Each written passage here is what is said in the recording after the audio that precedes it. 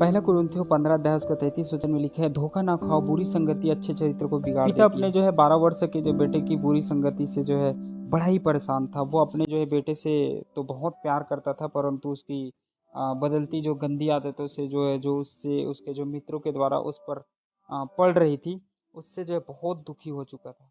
पिता ने अपने पुत्र के लिए जो है अच्छी चीजें, अच्छा वस्त्र, अच्छे खिलौने लाता था और उसे अपने जो है पास बैठाकर जो खूब खिला सिखाता था। परंतु बेटा था कि चिकने घड़े के समान जैसे था। उसके पिता की बातों का उस पर जो है कुछ असर ही नहीं होता था। एक दिन एक चर्च का पास्टर उसे जो देखा और पूछने लगा, भाई जी क्या बात है, आप बड़े दुखी दिखाई दे रहे हैं। तो पिता ने पास्टर जी को सारा हाल कह सुनाया और समझदार पास्टर जी ने कहा, आप चिंता मत करो, एक काम करो, उसे कल दोपहर को स्कूल के बाद जो है मेरे पास भेज देना, सब ठीक हो जाएगा। पिता ने वैसा ही किया। स्कूल से आने के बाद जो है उसने अपने बेटे को जो है पास्टर जी के पास ले गया और वह चला गया वापस घर।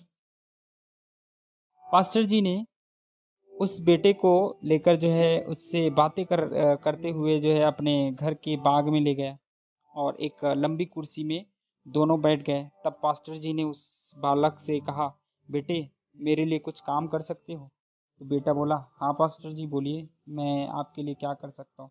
तो पास्टर जी ने कहा कि वो छोटा पौधा उखाड़ कर मेरे लिए ला सकते हो?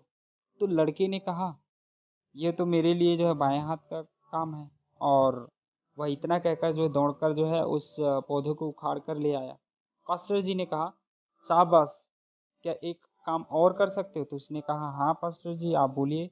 पास्टर जी ने एक और बड़े झाड़ी नुमा जो है पौधों को, ठीक है, उनकी ओर इशारा करते हुए उन्होंने कहा कि वो भी उखाड़ कर ला सकते हो क्या?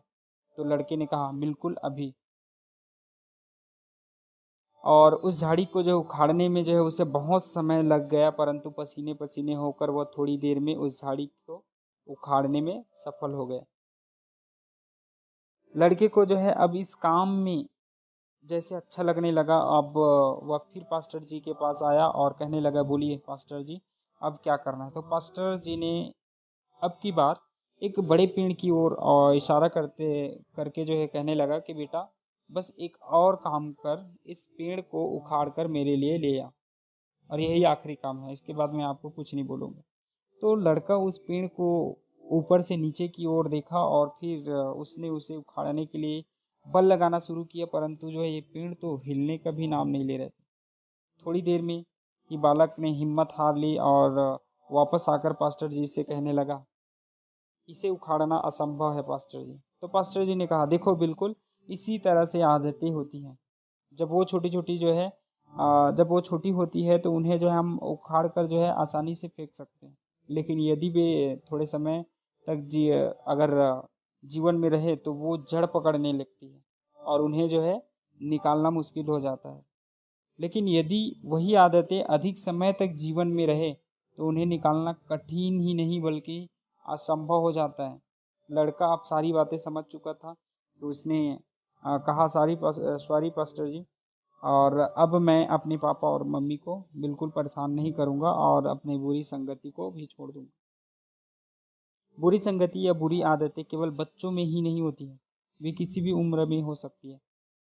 तो बाइबल बताती है हमें कि बुरी संगति अच्छे चरित्र को बिगाड़ देती है। भजन संहिता 1 में लिखा है, क्या ही धन्य है या आशीषित है वह पुरुष या स्त्री जो दुष्टों की युक्ति पर नहीं चलता है, ना पापियों के मार्ग में खड़ा होता है और ना ठट्ठा करने वाले की मंडली में बैठता है। ऐसा व्यक्ति परमेश्वर के ओर से आशीषित होता है और जिस काम में वो हाथ लगाता है उसमें जो है सफल होता है। तो प्रियो, आपको समझाने की जरूरत नहीं, आपने इस कहानी को सुन के जो समझ ही गए होंगे। तो प्रभु आशीष दे, बहुत आयत